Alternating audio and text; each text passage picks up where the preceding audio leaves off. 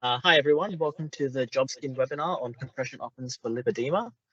With us today is Veronica Eichmann, our clinical representative from New Zealand, along with Rosemary Kendall, our clinical representative from WA. My name is Adam Ho, I'm the Managing Director of Jobskin, and with that I will let Rosemary kick it off. Thank you everybody for joining us. We are really delighted to be able to bring you a webinar which is part of our series. We've been doing monthly webinars all year, but we're particularly delighted to bring you this one during Lipedema Awareness Month. And I just want to say I think that the Lipedema Australia has been doing an awesome job promoting awareness of lipedema during this month. And if any of you have not yet seen the images that have been popping up on social media highlighting specific symptoms of lipedema, do go and have a look, because I think they're really clear graphics and they just take one little kind of symptom of presentation at a time, and it's been a really good campaign. So we're delighted to be part of Lipedema Awareness Month, as I say, and so our webinar today is focusing on lipedema. I wonder if I'm just going to ask for some people outside the room to be quiet, just a sec.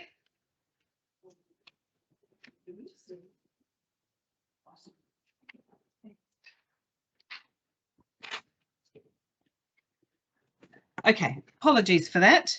Now, let's get started. Today, we're just going to quickly review today's purpose. Then we're going to have a little bit of almost like a walk down memory lane, see where we've come from in terms of the management of lipedema, review some best practice guidelines, then have a look at how Jobskin, what Jobskin offers in this clinical space, then look at how to measure for Jobskin garments, because some of you I'm sure are familiar with it, some maybe not so much. And then we're going to have a little look at some of the extra challenges with measuring larger bodies. So you will, if you saw the slide highlighting this webinar, you will have seen that we were just talking, this is the slide that was there. So looking at custom compression as a necessary option for lipedema, and that we were going to be looking at the principles for the prescription of compression for women with lipedema, and that we'll be looking at things that need to be taken into account for larger bodies. So this is our little walk down memory lane where we've come from. I found a document which surprisingly I had in my possession from, it was the Job's Scientific Forum that was held in 2008. And in there was a small part of the program that was dedicated to lipedema, which was, you know, with hindsight, that seems quite forward thinking, because there's a lot of catch up going on with really actively incorporating lipedema into our lot of lymphedema courses and training.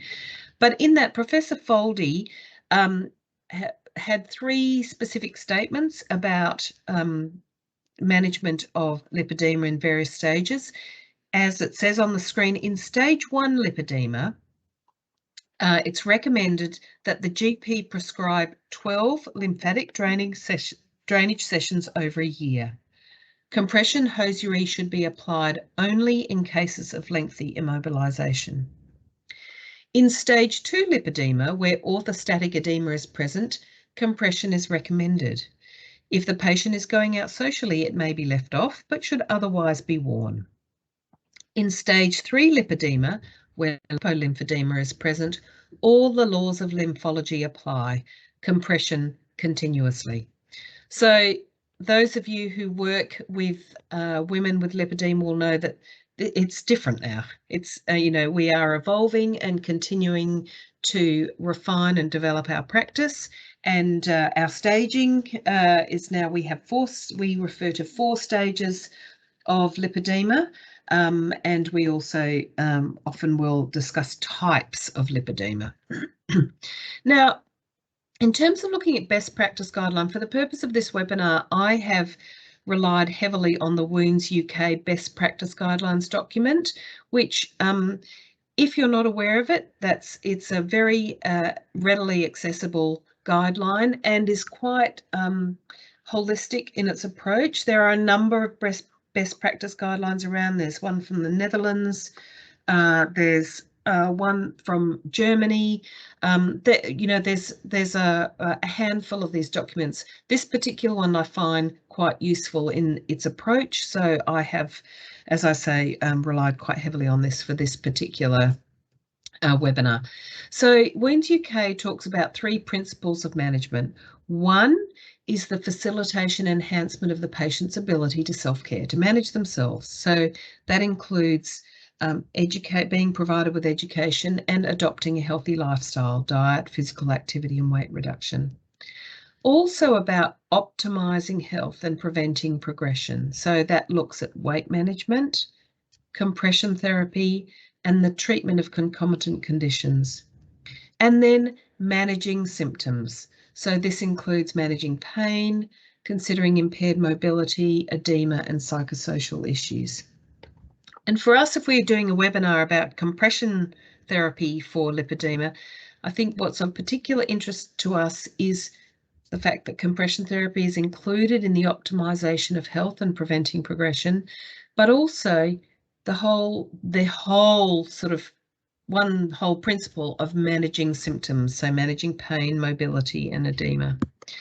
So that same document talks about the main components of lipedema management as being providing psychosocial support, which includes managing expectations and providing education, including family planning, pregnancy advice and genetic counselling. It talks about healthy eating and weight management.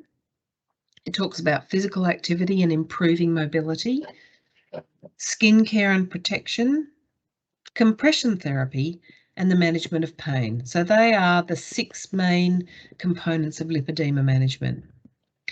And the benefits of lipedema management, applying those principles, are deemed to be reduction in pain, improved limb shape, avoiding impairment or actually improving mobility, managing or avoiding the development of obesity, reducing the likelihood of progression to lipolymphedema, where present, reducing the severity of the lipolymphedema and specifically reducing the risk of complications such as cellulitis, minimising secondary joint problems, minimising the impact on people's ability to do their daily activities, and that obviously includes work, enhancing a individual's ability to care for themselves, and ultimately that results in improved psychosocial well-being. Now, how does compression therapy intersect in this? Well, actually, if we consider this, all of the ones that are coming up in red, they are all impacted by compression therapy. And we'll talk a little bit more about that. So that's fairly significant, isn't it? So specifically for lipedema, the 3 main purposes of compression therapy are deemed to be reducing discomfort, aching and pain by supporting the tissues, to support the tissues and to streamline uneven, distorted limb shape, thereby reducing mechanical impairment to movement and so improving mobility, to reduce edema in lipolymphedema by reducing the interstitial fluid formation and encouraging venous and lymphatic return. And then the S1 lipedema guidelines, that's another best practice document, affirms the benefit of compression therapy for edema reduction, pain relief, and the prevention or elimination of mechanically induced complications. And I thought I would actually, that article for those first 3 main purposes, it's written by Stephanie Reich-Schupke. I'm not sure if I'm pronouncing that correctly. She is based in Germany, and she's written quite a lot on lymphedema, lipedema, and actually compression for and obesity. In fact, when I prepared a workshop on compression and obesity, hers is the only article that I found that was specifically addressed compression and obesity. Now, please don't misunderstand what I'm saying. I'm not suggesting that somebody with lipedema is necessarily obese, not at all, but we do have that kind of overlap in terms of some of the physiological changes that can happen in the body, and also some of the challenges when we're measuring larger bodies. So hers is a good voice to become familiar with. But in this article in 2015, she tried to address the needs of the patient with lipedema, their needs for compression. And she asserts that compression therapy is indisputably an absolute basic measure, and it supports lymphatic drainage. She says that circular knit may be suitable in the early stages of lipedema, but that the fit might be challenging. And so cut and sew garments, that's a Jobskin is a cut and sew garment, present a good option. She also affirmed the fact that compression can't reduce the fat mass. We know that, but I'm sure each of us on this call have had a patient who has asked whether their compression will actually just squeeze that that fatty tissue away. But she affirmed that, of course, compression can't do that, but it can reduce the additional edema, we know that, and the associated tension and pain. But it can also improve gait patterns along with some mild tissue shaping, so that then secondarily allows for an associated improvement in movement. I think that's a really helpful thing to kind of consider when we are discussing compression for women with lipedema. A few more things, a few more gems from that Wounds UK Best Practice Guideline.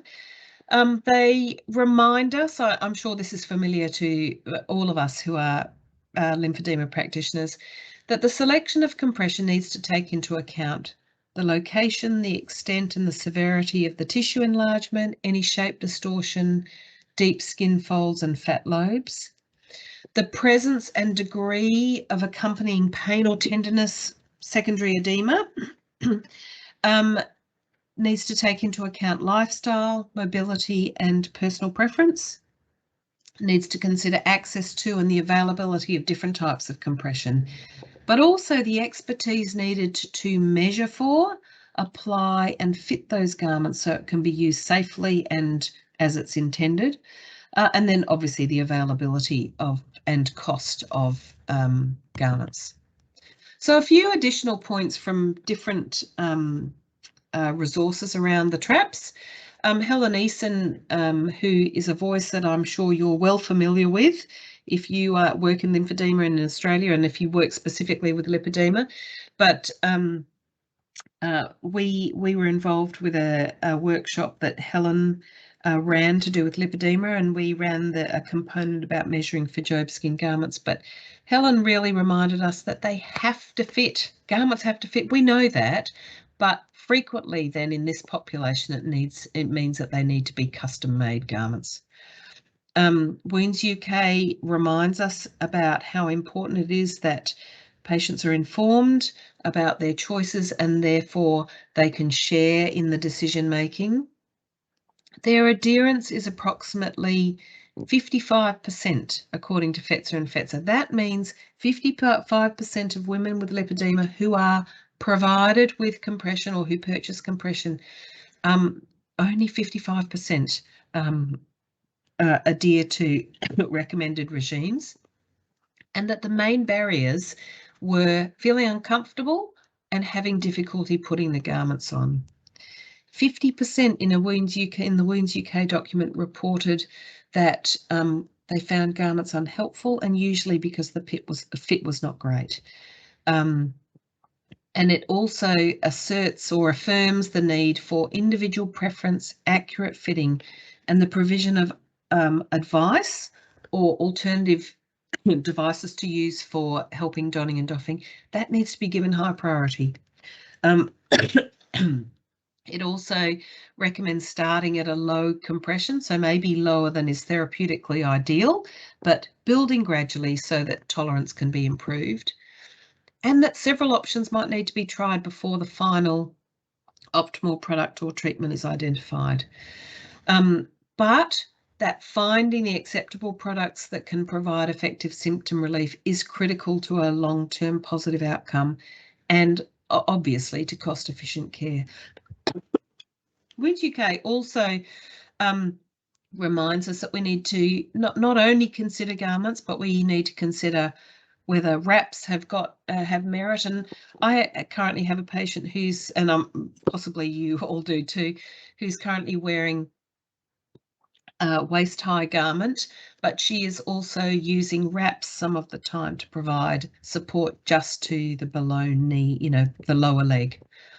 So combining compression therapy types is worth considering and may have merit. And also on that, we also need to consider combining compression therapy garments in terms of actually how they're structured. So, and if you're lymphedema trained, I know you know this, that sometimes rather than going into waist-high tights, we might be better off considering thigh highs and bike shorts, or knee highs and capri tights, anything that makes donning and comfort easier. Certainly when we segment garments like that, it allows for freer movement because less joints are encompassed in the one garment. Like a waist-high tights that have feet in them, that it goes across the toes, the ankle, the knees and the hips. And so when people say for squat, that's a lot of longitudinal stretch on the garment. And final reminder is that compromise might be essential to ensure that our patients continue engage with us for treatment. So why would you consider Jobskin? Well, I think those points there really highlight the fact that custom made is sometimes essential or preferable, but also cut and sew garments definitely have their place. Jobskin garments are fully customizable. That includes linings, where the seam goes, the style that's used, building in individual variations to make it easier to get a garment on and off. All Jobskin garments are designed with graduated compression, so they're going to support venous and lymphatic flow. One of the things that's very specific to women with lipedema is that we can accommodate special needs for hypermobility, and we're going to talk about that a little bit further in the presentation. There's no sizing restrictions, so it doesn't matter what size your patient is. Because it's a cut and sew garment, then we are able to accommodate that. That doesn't necessarily mean that it's going to be clinically appropriate, but the size is not going to be a limiting factor.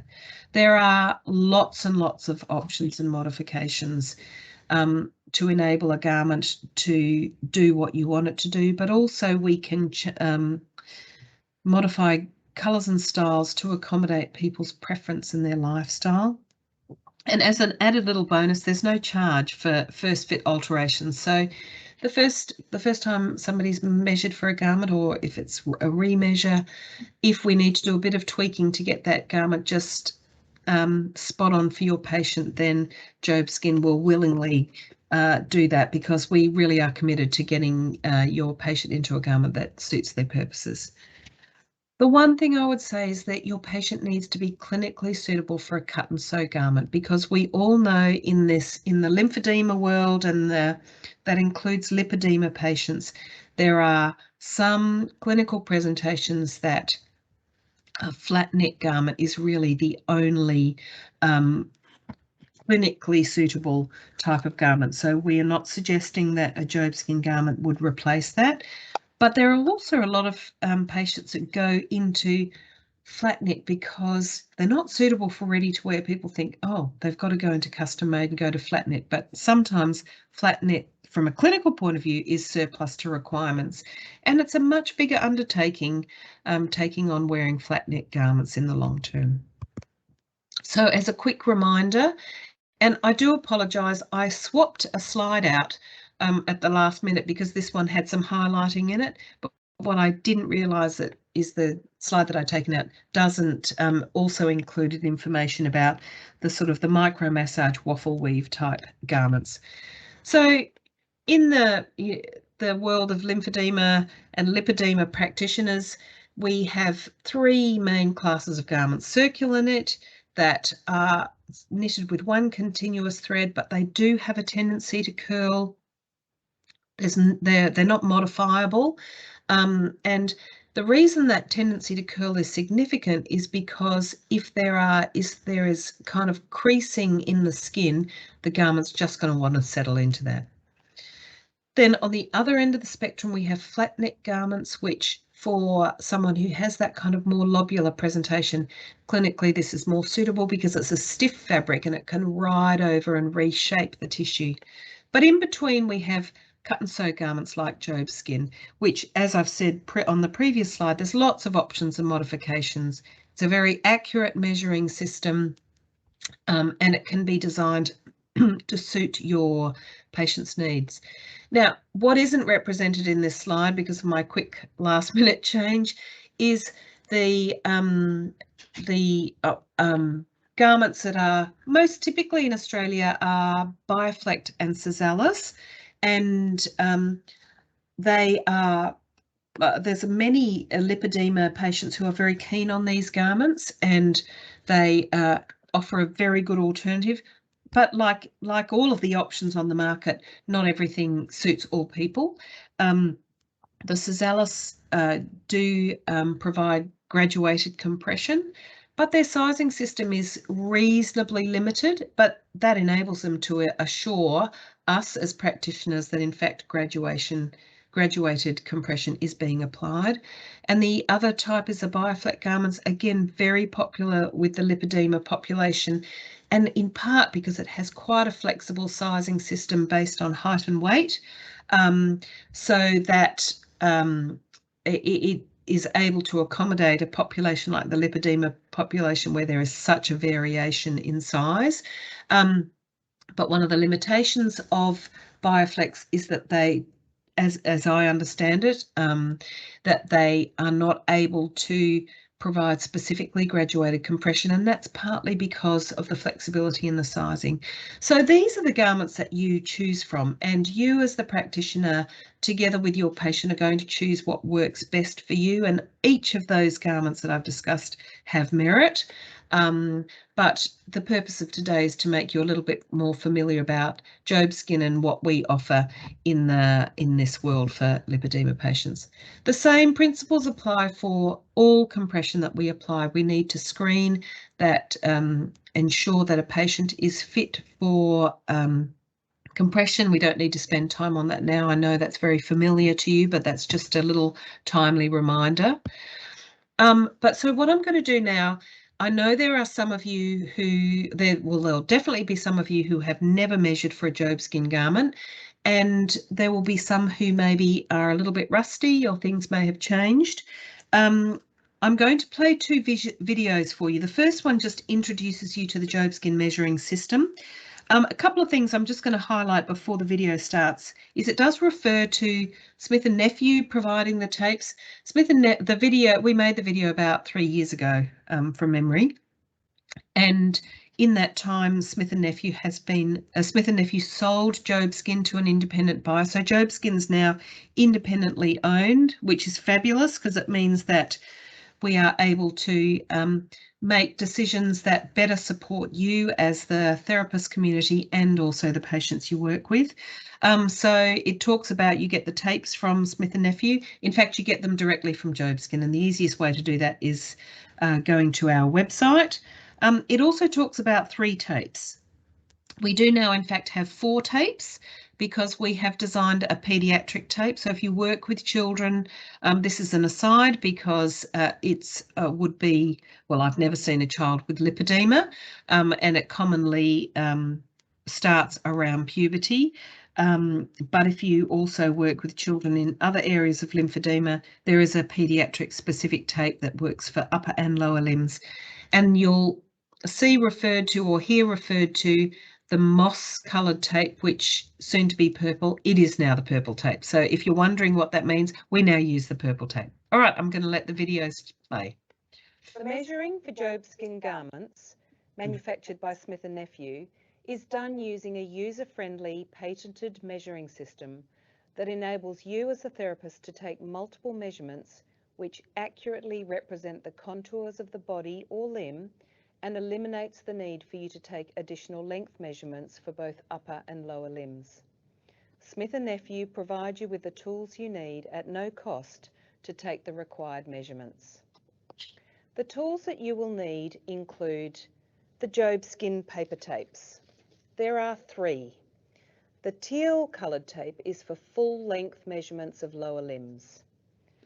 The grey tape is for taking measurements for garments to be worn below the knee, and the moss coloured tape, which will eventually be replaced with a purple tape, is for measuring upper limbs, excluding the hand. The paper tapes are designed to be single use to ensure that infection control requirements are met. The fingers and toes are measured using the hand measuring tapes.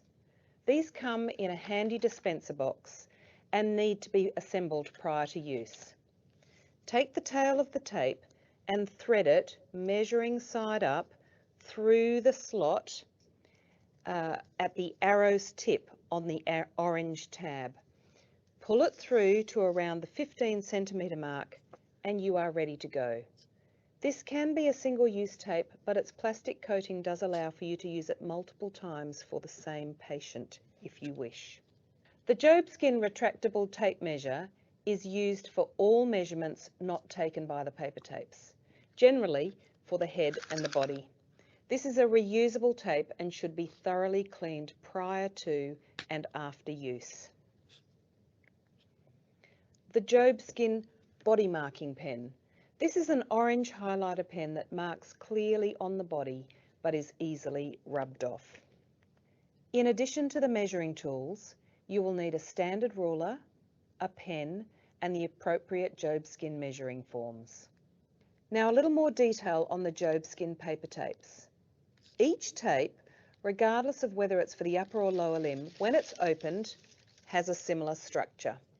A central coloured spine, which is marked distal and proximal, that is orientated along the limb, and numerous tapes at right angles to the spine that are used for taking the circumferential measurements of the limb. You will see that one of the tapes is a solid colour, the same as the spine. This is always, whether you are using the grey, teal or moss tape, the first tape that is secured around the limb. Specific detail for each tape is in separate short videos. After the limb has been measured and the tape removed from the patient, the measurements are transferred to the order form. Select the appropriate form for the garment you wish to order. The measurement is read along the straight edge of the spine, taking care to read the measurement down each tape. You will notice that each tape is numbered 0, 1.5, 3, 4.5, and so on. Record the measurement for each tape in the corresponding box on the form. Once that is done, the measuring tape can be discarded. All that remains is for you to select the garment type, any options or modifications, the patient's chosen fabric or thread colour, and then complete the covering order form with patient, payment and delivery details. The measuring for Jobskin. We can go straight on to the next video, which is showing you specifically how to measure lower limbs. Full lengths of lower limbs are required for all thigh-high and waist-high garments, regardless of length. These measurements are taken using the teal paper tape. However, if the foot is to be included in the garment, you need to start by tracing a foot outline on the foot trace form that is included in the thigh-high, waist-high forms. If you are measuring both feet, you will need an additional form. Both closed toe and open toe variations are acceptable, but it is not recommended that individual toes are incorporated into a thigh-high or waist-high length garment. Given this, it is acceptable to trace over the ends of the toes. If you are ordering an open-toed garment, mark the desired garment length on the foot trace. Ideally, position the patient in long leg sitting or in lying with the leg straight. Circumferential measurements are taken around the leg, so it is helpful to elevate the leg. Ask the patient to elevate their leg, or if someone is available to assist, ask them to hold the foot or prop the foot on a folded pillow. Alternatively, and particularly if the thighs are large or the tissue very soft, you may take these measurements in standing. Position the tape on top along the length of the limb, taking care to ensure the distal and proximal markings are correctly orientated. Secure the solid coloured tape around the heel, starting at the anterior ankle crease and wrapping the point of the heel. Ensure that the foot is at 90 degrees to the leg. If the patient is able to assist, you may like to ask them to anchor the proximal end of the tape. Secure the tapes around the foot, adjusting for length by pleating the spine tape if necessary. Measure the leg all the way to the groin, taking care to ensure the circumferential tapes cross the spine tape at right angles. Your aim is to get an accurate body measure, so the paper tape should be pulled slightly firmly but not tight. The skin will just indent, and it is important that it is no more than that, or the garment will be too tight. It is helpful to add sticky tape to the secured measure to ensure no movement of the tapes. The coloured spine tape provides the length measurements, as each circumferential tape is 3.8 centimetres apart.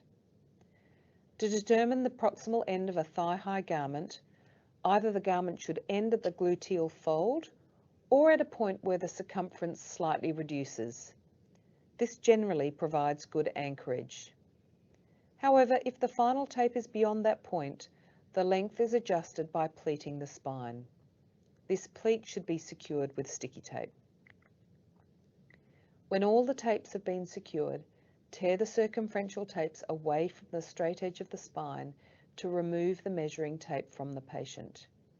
Transfer the measurements and complete the form as explained in the introductory video. Full lengths of... Okay, hopefully that's kind of given you a bit of an idea about how the measuring system works. I think the first time people open a Jobskin paper tape, commonly called a jellyfish or an octopus or a grass skirt, it is completely intimidating because you look at this and you're just going, I have no idea what I'm going to do with that. But I hope that that video makes it quite clear, because you just place the spine along the leg, and then it's just a matter of wrapping your way up the leg and or the arm if you're measuring for upper limbs. It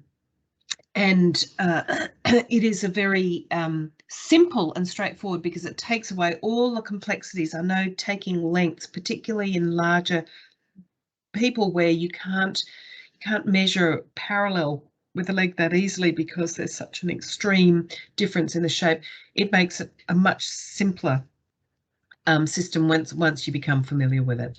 So a few other resources to assist you. That we have a document that's called the Garment Selections and Modifications, and it's a whole series of pictures that show you all the different modifications that can be made. I mean, you're welcome to think up new ones on your own, but the standard ones, so that when you look at the form and it says, let's say a mesh pubis, so like mesh, what does that actually look like? What does that mean? There's a picture of that. Or it might say postural support, shows you that. Or an abdominal uplift panel, there's pictures that are all clearly indicate what they are. There's also another document called, oh, I should say that's downloadable from the website. Alternatively, you can request for us to post one to you, because if it's something you refer to often, having one that's a card weight might be helpful, and that's a A3, large A3 brochure, so it opens up. Another A3 brochure is the Making a Good Garment Great, and it goes through prescription guidelines for patients with edema or lymphedema, which has got some overlap for women with lipedema. The other thing that it's just occurred to me that I could have put up there as a resource to assist you is that we have a brochure called Size Matters. So Size Matters and Size Matters. And it has guidelines for and handy hints for measuring people that are larger than the norm or that are smaller than the norm. So that's quite a handy little reckoner, and I think I mentioned that a little bit later. And also I would commend to you the Jobskin YouTube channel, because also in there we've got previous webinars that we've run, you can access there, and also there you can find the measuring videos that are there as well as on our website. I want to talk for a minute just a little bit about hypermobility before we then get into looking at how you write up what you want on your form from having completed your measure. I don't know, of those of you who are here, I don't know if you are here because lipedema is something very new to you, or maybe because you work regularly with women with lipedema and you're wanting to consider other options. But apologies if I'm telling you something that is grossly familiar to you. But if it is familiar to you, you will endorse what we cover here. And those of you who are new into working with people with lipedema, this is very useful information for you to be aware of. And that is that hypermobility is very prevalent in the lipedema population. Figures that I have seen to discuss an incidence of between 50 and 60%. There is some question about the 60% incident, but we certainly know it's more than 50%. And that's as determined by a score of 5 out of 9 on the Baton scale, or 4 of 9 if you are older than, I'd have to check my cheat sheet, but it's either older than 50 or older than 60. And hypermobility for women with lipedema confers a risk for additional joint damage and alteration of gait. Now, setting lipedema aside for a sec, we know that there is an increased incidence of lower limb problems just in the general population where they have a BMI of higher than 40 kilograms per metre square, or BMI score of 40. Now, I'm not bringing this up to sort of debate the legitimacy of using BMI for women with lipedema, not at all. But if you consider the fact that we know that people who are heavier, that meet the morbidly obese category, have higher problems with lower limb problems, regardless of the purpose or the cause of people being heavier, like with lipedema, we know that there's a higher likelihood of lower limb problems because of the additional weight. Then when we add hypermobility into the mix, we're kind of getting more of a complex presentation. We know also that hypermobility produces skin changes, including thinning of the skin, so the skin's more fragile, something for us to consider when we're prescribing compression. We also know that there are changes in the structure of the lipedema tissue, which affects how much fluid the fat can accommodate, leakage of fluid from vessels, dilation of vessels, and dysfunction of the capillaries. So just bear that in mind while we go into the subsequent slides. But if we look at just taking those measurements, so I'm kind of stepping back now to the measuring process. We take those measurements that the video showed you was measured along that straight line, and then it's just a matter of simply transferring it into these columns. So down the centre here, it identifies the tape numbers, and then you just put in the corresponding measurement that you've read off the tape in either the left column or the right column.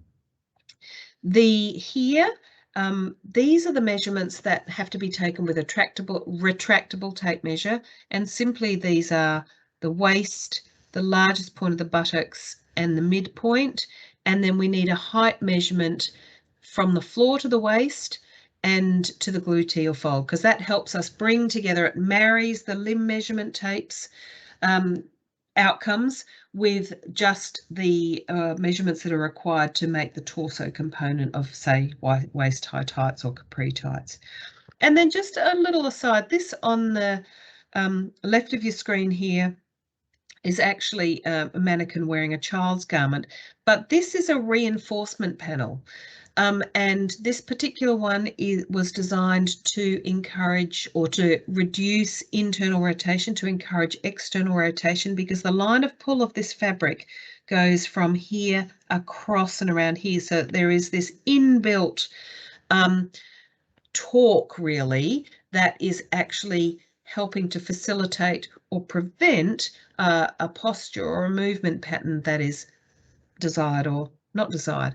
Now, the reason I mention that is because when we have women with lipedema who have hypermobile joints, the garment can then function to support the joints into a more optimal positioning and into a movement pattern. I've got a lady who I'm seeing who currently wears a Jobskin custom-made waist-high tights, and she started wearing knee braces because to support her knees, because she's having problems as a result of her hypermobility. And so her new garment is now being made for her with panels, reinforcement panels sewn into the garment, so that she doesn't need to have to put on and take off, but also manage with the imposition of those garments. So then, once the measurements are transferred onto the form, how do we prescribe the garment? The second or the first page of the waist-high, thigh-high garment, and it's similar for arm sleeves and whatever other garment you're choosing to order, has got a whole lot of information on the first page, which I've just put onto subsequent slides. First of all, at the top, there's the selection of garments that you can choose from. Most of these obviously don't apply to women with lipedema, but you can just refer to the pictorial reference, or there is also a list, and then you just mark on the list what garment it is that you want. And then all of the options and modifications that are available for that particular type of garment, i.e. waist-high, thigh-high, capris, they're on this form, whereas if you looked at the options and modifications list on, say, a vest form, would be a completely different list. So it gives you the options that you can select from. And if you're not sure what exactly that means, refer back to that pictorial options and selections and modifications guide, because that's very helpful for helping you make sense of that. It also, you've got options for varying the style of the crotch of the garment, and then if you want to add linings or zips. So all of that's just a matter of tick cross, tick cross. I know it looks like an overwhelming list, but you just need to mark the ones that you need. No crosses involved. That tick cross was rhetorical. That's just an example of what you look at when you see the options and modifications. So it shows you what a gusset in the crotch looks like, what an open crotch looks like, the uplift panel here. So if you see any of those terms on the prescription form, refer to this and it will all make sense. Now, we're almost getting close towards the end. I'm just going to very quickly outline a woman who, it's actually the woman who I mentioned who is going to be having reinforcement panels in her next garment. She's a 55-year-old woman. She was diagnosed with lipedema. She also was hypermobile. She has issues with fibromyalgia, depression, anxiety.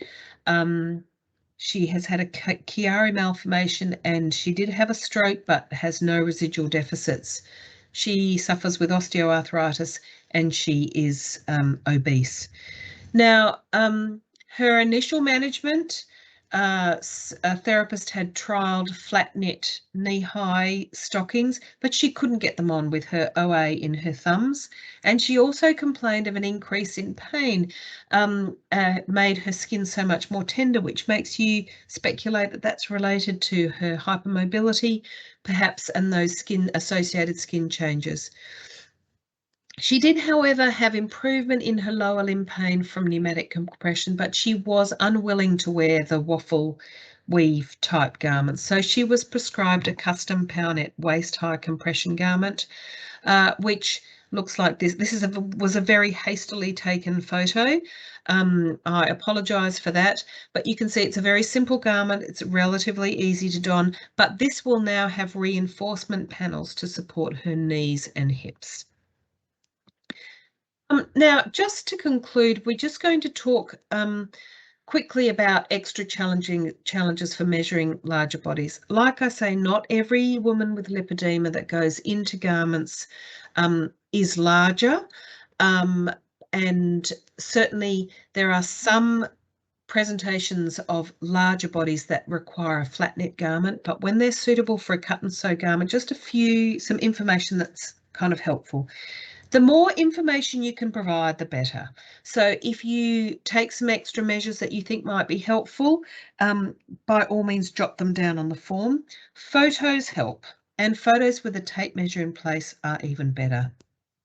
Sometimes you need tape measures that need extending.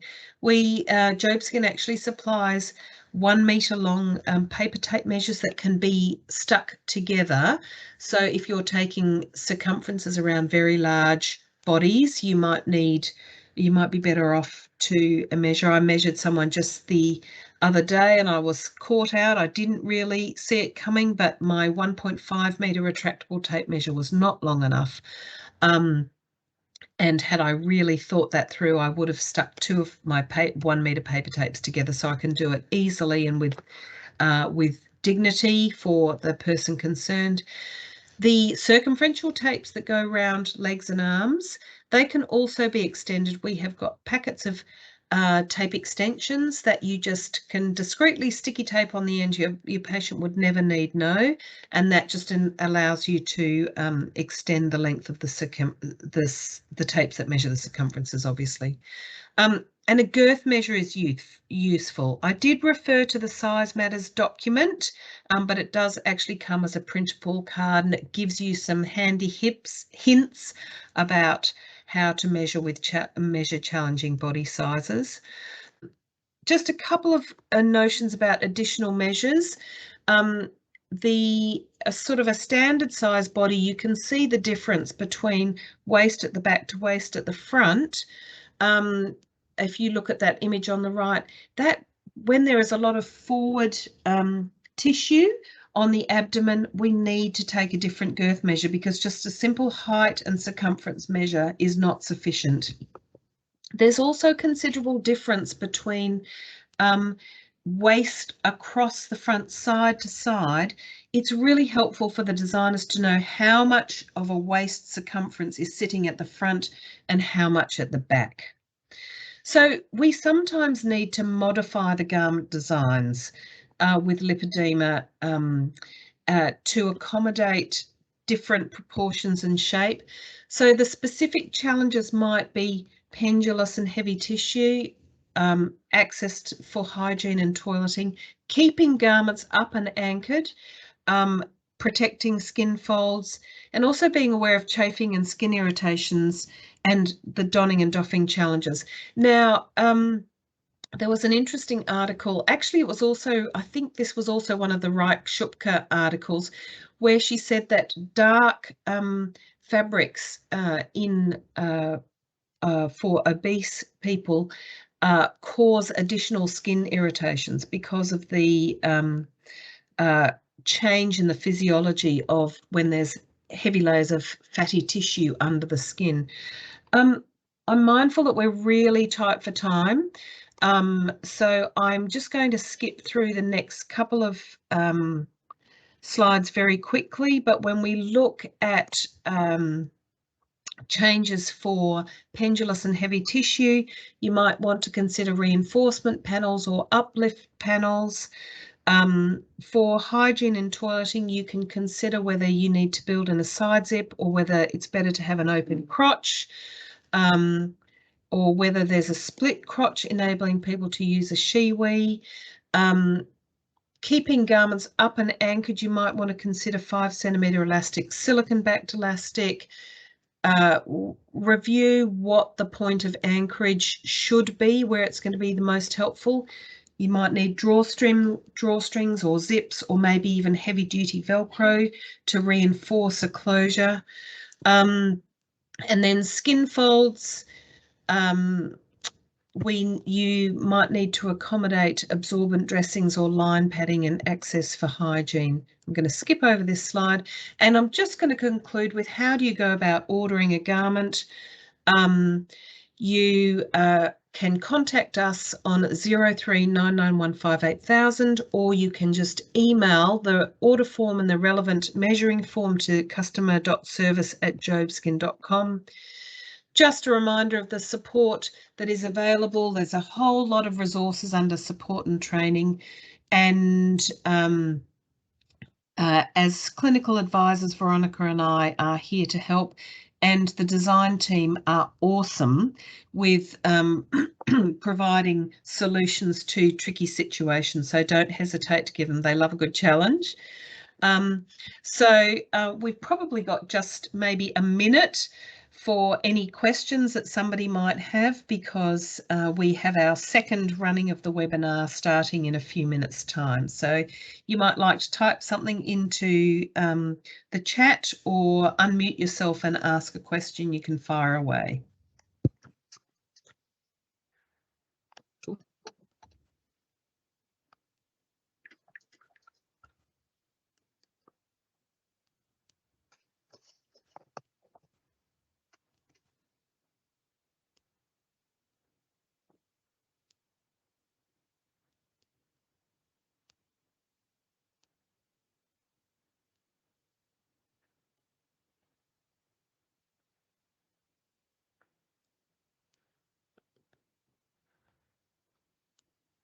Okay, if there's no questions, I think we'll leave it there. If there's anything that you need to refer back to, this will be put up on our YouTube channel before long, and so that you can go back to it. And of course, Veronica and I are on email, and if you have any questions or comments, you're very welcome to make contact with us. Thanks for joining us.